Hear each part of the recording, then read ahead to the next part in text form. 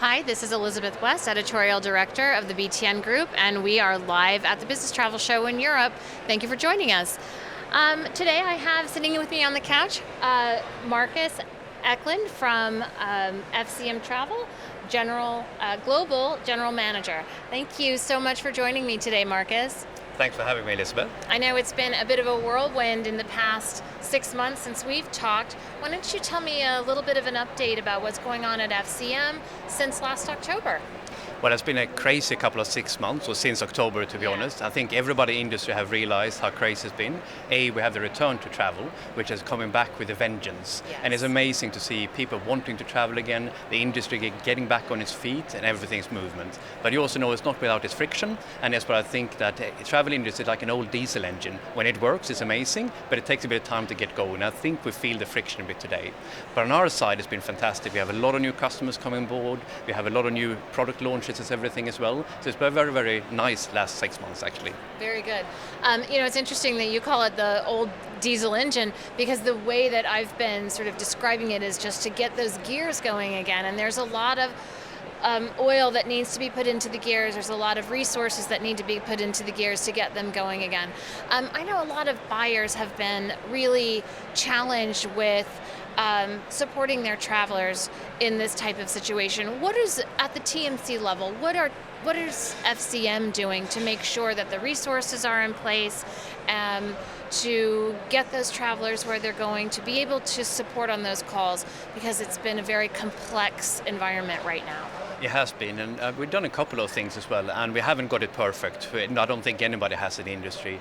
But one of the things we want to make sure that travelers has the right level of information, because the more people call us for some of the mundane questions, the more actually we need to have consultants behind it, and actually it clogs a little bit everything. So we're trying to make sure they have the information at their fingertips, so they don't have to contact us if they don't need to.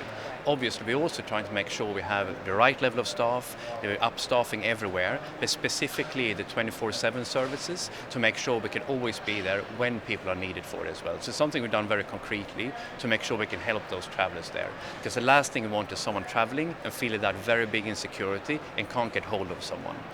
But the other part that's happening is also, which is really difficult for travelers to understand, is that from the supplier side, is obviously a massive waiting time for even us to contact the airlines or transact some of these things. So we're just trying to be better communicating and informing travelers what is happening. Life is not perfect for them at the moment, we know this, but we're really trying to inform and better communicate in this space. What is the role of technology and innovation that it's going to sort of help us through this moment? And what is FCM doing in that area? And I know it's not all sort of targeted towards managing this moment, but the traveler experience is what technology is really going to be all about as we move forward. So how are we putting the pieces in place now to address this moment, but then carry us forward? That's a great question. And again, there's been a gap in the industry. How do you get that user experience, and how do you communicate with the traveler? So we had a fortune a couple of years ago, we invested in our FCM platform to actually have that communication aspect, so people can always have this notification or chat or communication on the road and everything for this. And also during the last 6 months, we invested in a third-party company called SHEP, who also helps to communicate beyond the normal OBT's instances, and actually helping travelers to inform them what's happening, but also being there always. Even if you're on Concur side, even if you're on Expedia side, we can actually help the travel managers communicate to the travelers and therefore give them a better user experience. Right. And are these automated messages? Tell me a little bit more about SHEP. SHEP has been in the market for a long time. It was a real contender in the BTN Innovate conference 2 or 3 years ago. So tell me about that investment and how that works. Yeah, again, thanks for you guys for having some of these events as well. We are very actively involved there. We're working actively with the CEO called Daniel.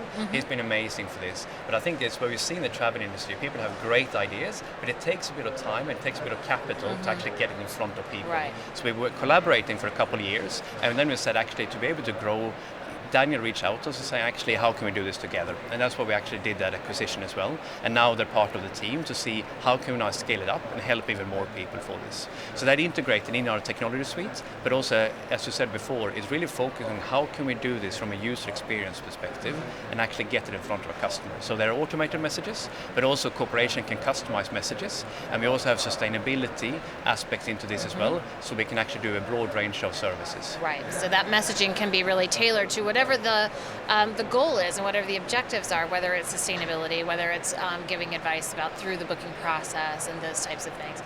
So tell me about other technologies that you're investing in right now. That I know you bought SHEP in like the February timeframe? Yep, I think we officialized it in February. Yeah, correct? And so tell me about some other investments or where you're looking right now to make other strategic either purchases or partnerships. Yeah, I can't tell you too much, but I can tell you what we've done at least. So again, we did in 2020, we acquired Where2, which is an online booking tool, which we now actually have in FCM. We have customers live in the US and it's working really well. Focus on user experience and very much a differentiation how you adopt policy and actually drive behavior. So a fantastic online booking experience for this. That's what we've done. The second part we've done is also this year we announced an acquisition in TP Connects, which is an air content aggregator. Right. And it's not there to replace a GDS, but it's allow that different content into the traveler's hand as well. So that's what we have done. And we are looking for a couple of more things. We're probably going to see something in the next 6 to 12 months where it can be a little bit more specialized in certain domains. We're not trying to acquire a large team C, that's not really what we're doing. We're really trying to see where do we have a gap technology-wise, where do we see innovation, and where do we see that the customer is saying, industry can do better, and that's what we're trying to focus on. You may see something around the data area in the next few months, and you may see something in terms of specialized technology which we're missing in the industry. So is it specialized technology for a certain category of travel or more sort of general purpose for everyone? It's probably both in category of travel and also in specific segments of the industry of the travel as well. So what are you looking forward to as the travel industry recovers? What's that next step for FCM and what are you excited about? Well, first of all, I'm really excited for the industry to take away the friction we have at the moment. I think we had when we went back for the last couple of years and kind of stood still, everybody went up in their own speed afterwards. I'm talking about suppliers and hotels and technology providers, TMCs and corporations. So I'm waiting for that moment where I think it's going to come the second half of this year when we actually starting better collaboration. The diesel engine get up and running again, we take away the friction. I think that's going to help the travelers and the corporations enormously. So that's what I'm looking forward to. The second part I'm really looking forward to, and we're also investing a lot, is regarding sustainability. I think we just, as an industry, we have done a pretty poor job in sustainability, and I think it's one of the key aspects we need to solve in the years ahead of that. There's a lot of good discussions, but it's also something which is quite fundamental in industry, so it's going to take time to change. But I'm looking forward to sustainability, both what we're trying to do in this space, but also how the industry can actually step up and be much more sustainable. Oh, that makes me want to ask a lot more questions, but I'm just going to ask one question. What's the most important thing that FCM is doing when it comes to sustainability? Well, the most important thing is actually taking care of our own imprint in ways. So we're definitely making sure we're living up to our net zero pledge and actually having that neutral footprint. So that's obviously what we can control and how we work with our suppliers to make sure we drive to that net zero target. Then the second aspect, you only said one, but I have to say two.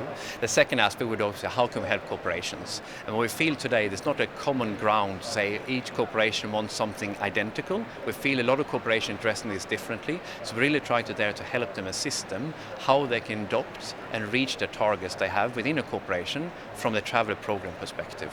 And it's through tools, it's through advice, and also driving the right behavior. Perfect. Well, I want to thank you so much for joining me. I know you're busy this morning. But Marcus Eklund from FCM Travel, and thank you so much for watching BTN TV. Thank you very much.